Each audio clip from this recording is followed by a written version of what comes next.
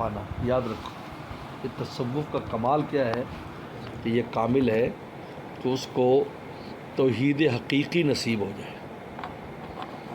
توحید حقیقی یہ ہے کہ ایک لمحے کو بھی ذات الہی سے نظر نہ اٹھے, نظر نہ ہٹے, ایک لمحے کو ہر وقت خدا پر نظر ہے, اور وہ ہر لمحے میں بس اللہ کی ذات پر وہ کرے. اب توحید پر تقریر تو بہت ہیں, بہت تقریریں ہیں, لیکن جس نے کہا بھی تمہیں گرفتار کر لیا جائے گا, انٹرنیشنل میڈیا آ جائے گا میرے حمایت میں, 30 لاکھ فالوور آ جائیں گے, توحیدی کے کی کہاں ہے؟ ایک دفعہ بھی اللہ کا لفظ نہیں نکلا کہ اللہ تعالیٰ میری حمایت کریں گے, اللہ تعالیٰ میرے ساتھ, ان اللہ معنا. قرآن نے کہا اس سمے کیا فرماتا حضرت ابو صدیق, ان اللہ معنا, اللہ ہمارے ساتھ ہے. وہاں نہیں کہا میرا قبیلہ قریش قبیلہ, میرا قبیلہ ہاشمی آ جائیں گے, یا ان اللہ معنا. اس لیے توحید حقیقی کا اصول آسان نہیں ہے. توحید پر تقریریں تو دیکھو, توحید پر تقریریں کر رہے 2-3 گھنٹے, پھر مشکل آ جائے تو پھر اسباب تلاش کرتا ہے, منہ سے بھی کہتا ہے. یہ ہے اس کو توحید حقیقی کہتے ہیں. مشکلات تو ہر آدمی پر آتے, لیکن اس کو اس وقت وہ کیا ڈیل کرتا ہے. صحابہ پر آئی, قالوا حسبنا اللہ ونعم الوکیل, اللہ کافی ہے, اور کوئی اور نام ہی نہیں, اور کوئی کام ہی بات ہی نہیں. یہ ہے ان کو اس قدر غلبہ تھا اللہ کی توحید کا کہ تو توحید حقیقی جو عمل میں آیا ہے نا, عملی, وہ توحید حقیقی. قولی تو سب کرتے ہیں, عملی چاہیے.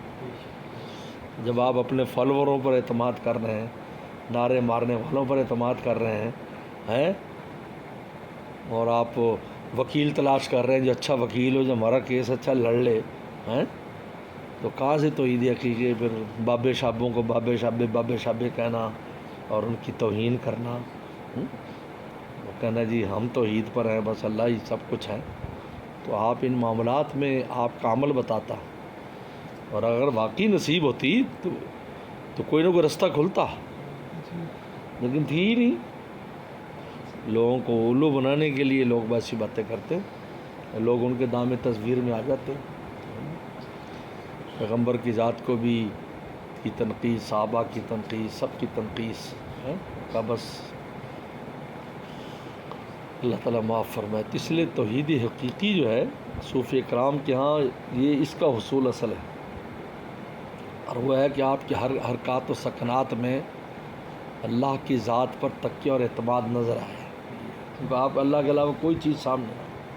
چنانچہ رسول صلی اللہ علیہ وسلم کی ذات سے لے کر صحابہ, تابعین اور آج تک بزرگان دین, بس یہی ہے کہ اللہ کافی ہے, اللہ کی ذات. قالوا حسبنا اللہ ونعم الوکیل. اس لیے میں کہتا ہوں انسان پر کیسی مشکل آ جائے, حسبنا اللہ ونعم الوکیل فوراً پڑھ لے, وہیں آپ کی مشکل رک جائے گی. وہیں فانقلبوا من نعمت من اللہ, قرآن کہتے ہیں لفظ کہنے کی برکت سے ہم نے ان کی مشکل کو نعمت سے بدل دیا.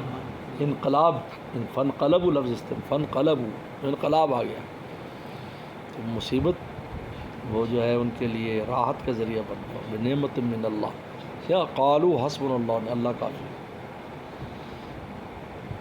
یہ ہے. لہذا ایسا تو بہت ہے. زبان دانی, زبان جو ہے نا وہ ترجمان دل ہوتی ہے. ایک آدمی لا الہ الا اللہ کہتا ہے اور پھر ادھر ادھر دیکھتا ہے, اس کلمے میں بھی اشکال ہو جاتا ہے. اس لیے حضرت حسن جنید بغدادی, حسن بصری, بس کو آدمی کہتا استغفر اللہ استغفر اللہ, فرمایا اس پر بھی استغفار کر, کوئی دل میں ندامت ہے نہیں اور توبہ توبہ کر رہا. یہ تو ترجمان ہے تیری دل کی ندامت کی, دل میں ندامت نہیں ہے, یہ جھوٹ ہے نا. اس پر بھی استغفار کر, استغفار پر بھی استغفار کر.